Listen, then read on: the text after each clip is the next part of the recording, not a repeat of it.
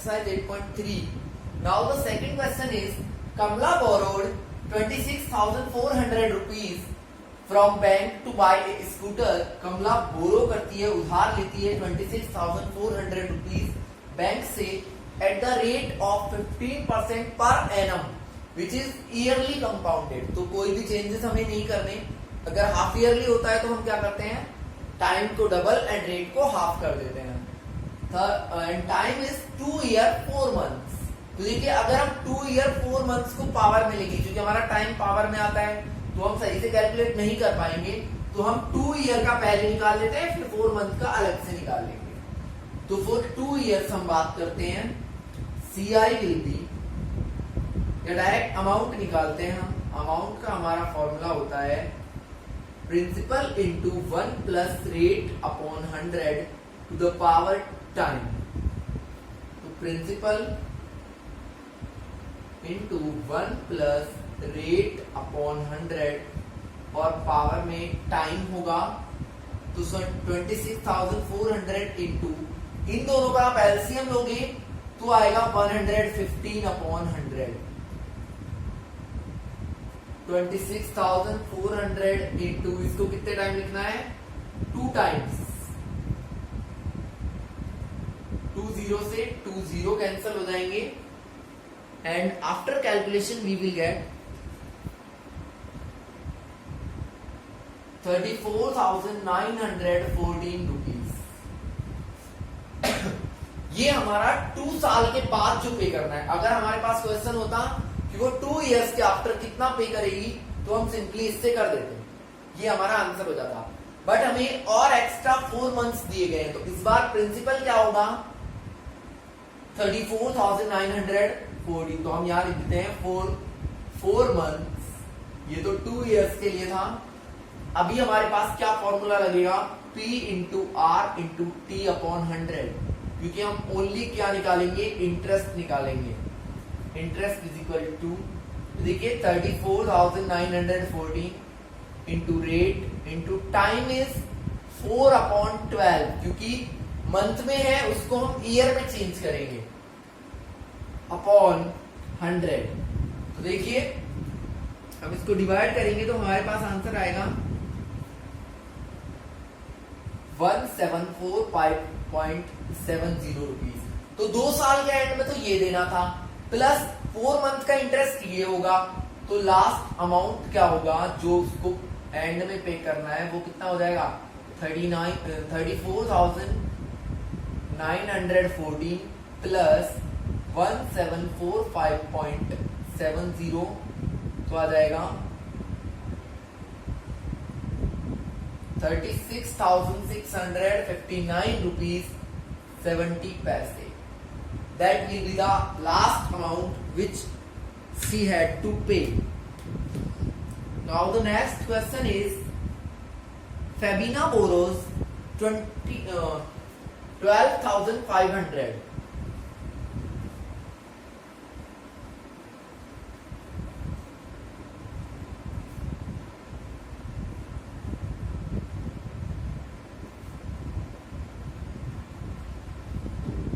Question number 3 is, Fabina borrows 12,500 rupees at the rate of 12% per annum. Rate is 12% per annum for 3 years and it is simple interest. यहाँ पे SI है.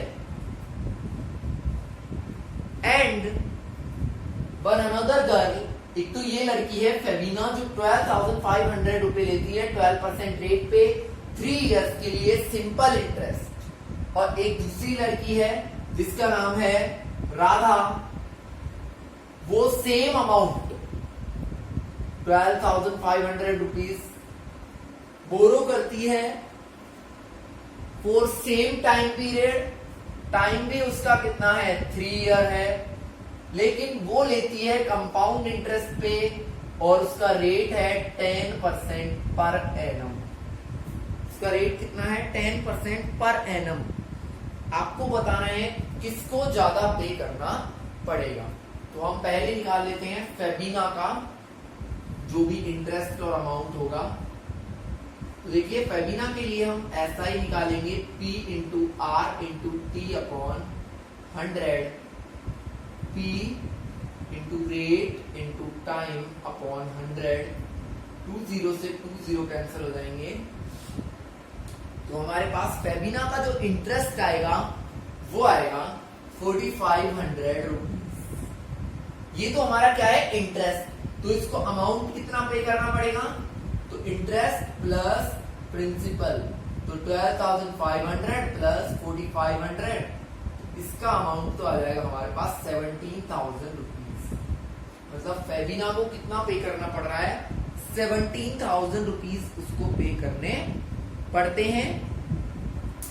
After that हम बात करें किसका calculation करेंगे, राधा का।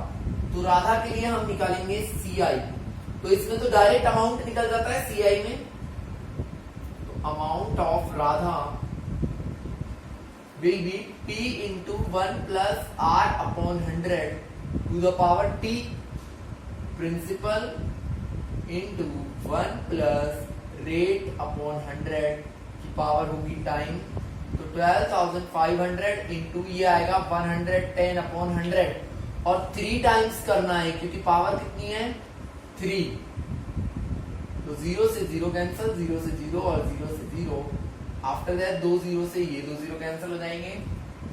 तो इसका जो अमाउंट आएगा वो आएगा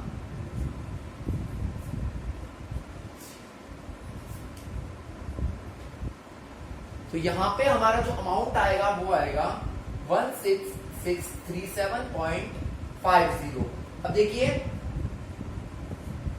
इसका अमाउंट ज्यादा होगा तो ऑब्वियसली फेबिना का अमाउंट ज्यादा है, और कितना ज्यादा है उसके लिए हम इसमें से इसको माइनस कर देंगे। तो हाउ मच वाला जो क्वेश्चन होगा उसके लिए हम 17,000 माइनस 16,637.50 को क्या कर देंगे, माइनस कर देंगे। तो हमारा जो आंसर होगा वो आएगा 0.50263। इतना अमाउंट राधा को ज्यादा पे करना पड़ेगा फेबिना से। तो ये हमारा क्वेश्चन था कि किसको ज्यादा पे करना पड़ेगा सेम अमाउंट सेम टाइम के लिए। Now the next question is I borrowed rupees 12,000 from Jamshed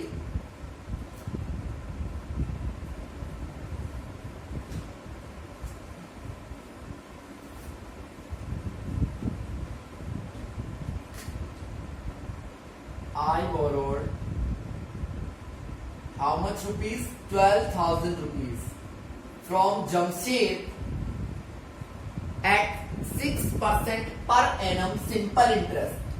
Rate is 6% per annum and it is SI for the time period of 2 years. ये तो है SI।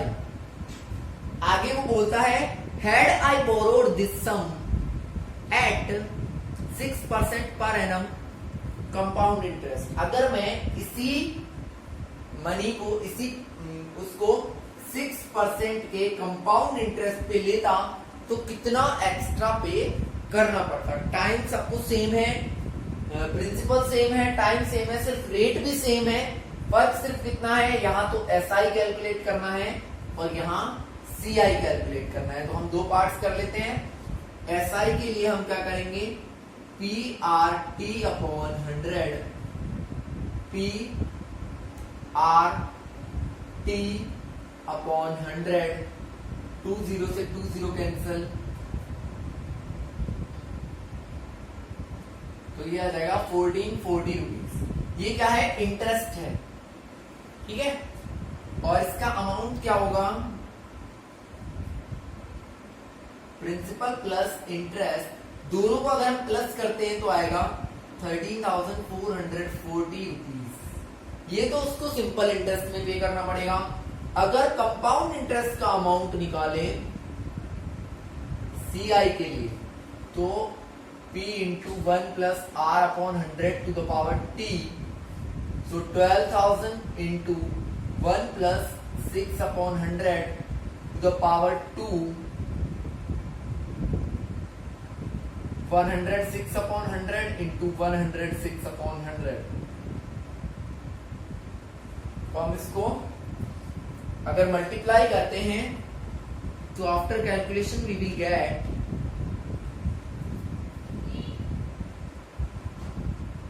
दिस मनी एंड किसमें उसको extra पे करना पड़ रहा है, सीआई में, और कितना एक्स्ट्रा पे करना पड़ रहा है तो हम इसको माइनस कर देंगे। माइनस करने पे हमारा जो हाउ मच वाला क्वेश्चन है, how much extra he have to pay, तो आ जाएगा 43.20 रुपीज। ये उसको एक्स्ट्रा पे करना पड़ता है। Now the next question is Vasudevan invested 60,000 at an interest of 12%.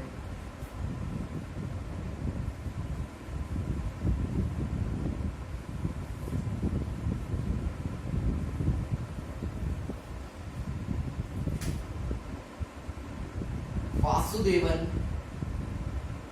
invested 60,000 rupees at the interest of 12% per annum. Rate है उसका 12% पर एनम, बट कंपाउंडेड कैसे है, हाफ ईयरली। कंपाउंडेड है हाफ ईयरली। आपको बताना है अमाउंट, और फर्स्ट वाले में टाइम दे रखा है 6 मंथ, सेकेंड वाले में टाइम दे रखा है 1 ईयर।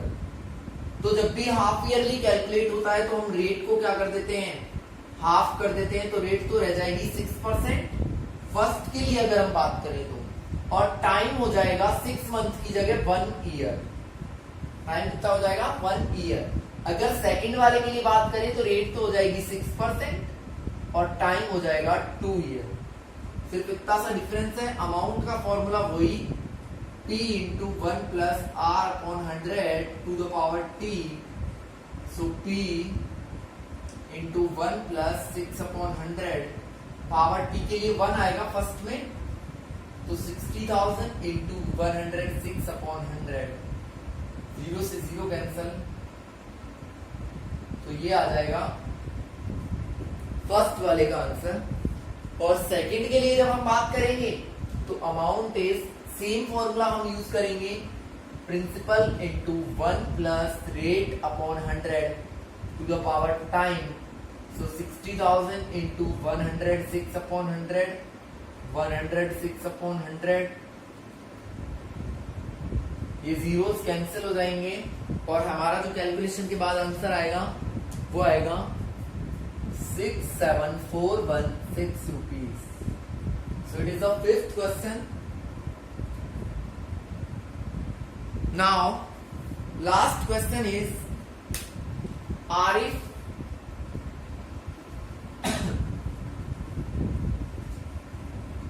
वैसे लास्ट नहीं है, बट आज की वीडियो के लिए लास्ट ही है। Arif took a loan of 80,000. Arif took 80,000 rupees, तो हमारा प्रिंसिपल हो जाता है 80,000 rupees. If the rate of interest is 10% per annum, rate is 10% per annum. Find the difference in amounts he would paying after 1.5 year. The time is 1.5 year. First condition दे रखी है compounded half yearly और second condition है compounded yearly. तो देखिए yearly के लिए तो कोई चेंजेस होते नहीं है, बट यहाँ पे 1.5 ईयर है तो आप 1 साल का तो निकालोगे सीआई से। तो सेकंड में पहले करवा रहा हूं, अमाउंट होगा हमारा principal into 1 plus rate upon 100 to the power time. अभी हम 1 साल के लिए कैलकुलेट कर रहे हैं। सो 80,000 इंटू 110 अपॉन 100 आएगा, 20 से 20 कैंसिल हो जाएंगे, तो ये हो जाएगा 88,000 रुपीज। ये तो 1 ईयर का है, अभी हाफ ईयर और बचता है, तो हम हाफ ईयर के लिए जो निकालेंगे, for half year SI is equals to, देखिए किस तरीके से होगा,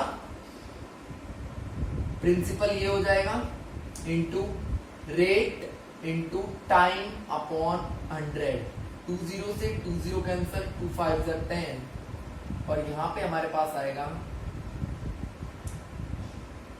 4400 रुपीज। इस इंटरेस्ट को हम प्रिंसिपल में ऐड कर देंगे, तो टोटल जो अमाउंट होगा वो आ जाएगा हमारे पास, इन दोनों को ऐड करने के बाद 92,400 रुपीज। तो ये तो हमारा आया कब, जब वो कंपाउंड करता है ईयरली। अगर हाफ ईयरली करता है तो रेट हो जाती है हाफ और टाइम हो जाता है डबल, तो 1.5 ईयर है तो कितना हो जाएगा 3 ईयर। तो इसमें हम डायरेक्ट फॉर्मूला लगाएंगे, principal into 1 plus rate upon 100 to the power time, 80,000 into 105 upon 100 into 105 upon 100 into 105 upon 100। देखिए जीरोस यहाँ पे कैंसिल हो जाएंगे और हमारे पास वैल्यू आएगी 92,610 रुपीज। अगर डिफरेंस आपसे पूछता है तो हमारा डिफरेंस आ जाएगा 210 रुपीज। तो ये हमारे क्वेश्चन नंबर 6 तक आज हम कंप्लीट कर चुके हैं। In our next video we will complete this chapter, after that we will start next chapter, so please watch the videos regularly.